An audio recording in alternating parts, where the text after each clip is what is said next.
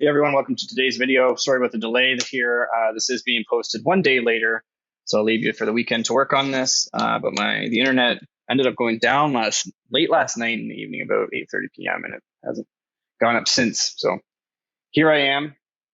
Here we are. Let's continue on into our next unit, which is kind of nice. Our next unit is called Similar Figures, and it's going to build off of that trigonometry unit just a little bit. And we're going to be today just doing a quick review on proportional reasoning and how to deal with ratios, or how to deal with that cross multiplication that we saw in the very first unit that we were looking at, what a ratio actually even is with our rates and different proportions and stuff like that. So let's review what a ratio is. So ratio, what is it? So we recall a ratio is just we can think of it as a numerical comparison between two numbers divided into one another. And it gives us useful information such as used for rates. So i.e. rate of speed, or your rate of earnings if you're running a business. A ratio would be something like profits divided by days. So how much you're actually earning per day, and that'd be an example of a ratio, because we're dividing total profits for a case, so how much money we're making for each day, divided by the total amount of days. Let's say that we made $700 in a span of 7 days. To figure out the rate that we're earning per day, we would take 700 and divide it into 100, right? And we figure out, hey, we're making $100 a day if we do that. Wait, what? Yeah, no, $70 a day. $70 a day. Yeah. Wait, 700 divided by 100. Sorry, 700 divided by 7. I'm going crazy. $70 a day. 700. 700. Why am I thinking so hard? Divided by 7. Yeah. Is 100. $100 a day. Sorry. Yeah, I'm going crazy. I am going crazy. I'm the math teacher. Sorry. I'm getting laughed at by my fiance. Okay. Anyways, so there's our ratio. So we're just recapping a ratio. What is a proportion, or what is something that is proportional? Proportional. Well, proportion essentially. Sorry, I'm just looking at the note here to make sure that I'm still on track with what I'm talking about. Yeah, I want to cut down on what those notes are doing, so I'm not actually showing the full note. A proportion,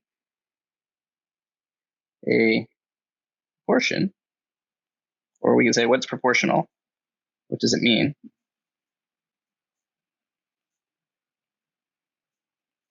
So proportional, what does it mean? Essentially, if we're saying that something is proportional, we're saying that two different ratios are equal or equivalent. Two different ratios equal or equivalent. We say they are proportional. And we're going to show some examples of that straight down here. And let's look at example 1 here. We're going to only do a few, and then I'm going to leave you to just with some quick homework practice. It won't be too long. And so this is an example of a proportion. So we have two different ratios here, right? We have x divided by 3 equals 2.1 over 4. These two ratios are proportional to one another, but we just need to figure out how they are proportional. We need to figure out what value of x is going to make these proportional, right? So we've seen these before. We know how to deal with these because we can use our cross multiplication method. So let's write this out again. We got x over 3 equals 2.1 over 4. And how do we say that we deal with these? Well, we say that we use cross multiplication. So we're going to take our denominator over here, multiply by the numerator over here. We're going to take the denominator over here, multiply by the numerator over here. And if we do that, multiply, we do that. Let's do a different color so it's not getting too weird. What do we get? Well, we get x, because now x is the only thing on that side, is equal to 2.1 times 3 over 4. 2.1 times 3 over 4. What do we get? But what's 2.1 times 3? Think about that for a second, and you'll find out that it is 6.3. I'm going to double check my math on that right now because I'm not even confident in my ability to multiply. And that's 6.3 over 4. And 6.3 over 4, I am not doing that mentally, so let's figure what that is.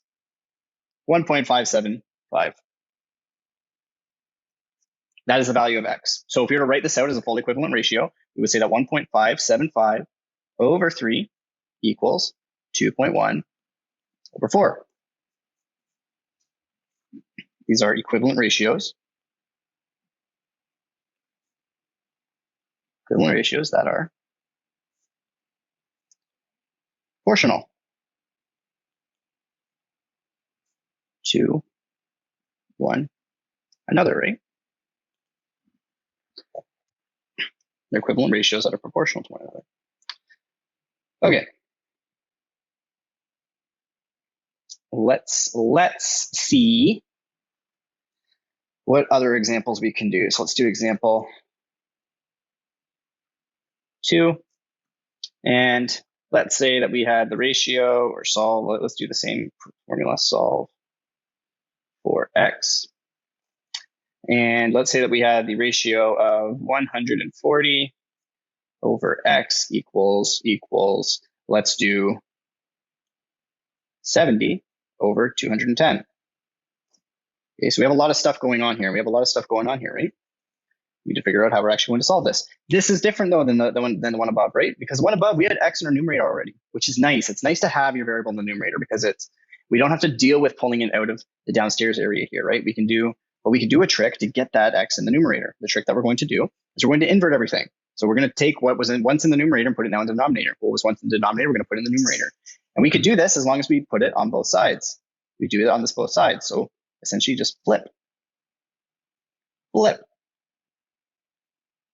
What's that going to look like if we do that flip? Well, we're going to have, instead of 140 over x, we're going to have x over 140 equals, instead of 70 over 210, it's going to be 210 over 70. And hey, this looks more familiar to what we saw up here, right?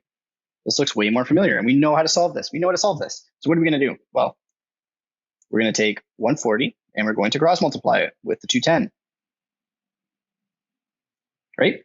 Multiply. What do we get if we do that? I'm just going to kick everything down over here. That was a nice little curve I did. And what we get is x equals 210 times 140, all divided by 70, right? Let's figure out what that is. So 210 times 140, what's that going to get you? 210 times 140, 210 times 1, oh my gosh, 140. I did it again, 210 times 1. This is not my day, folks. 29,400.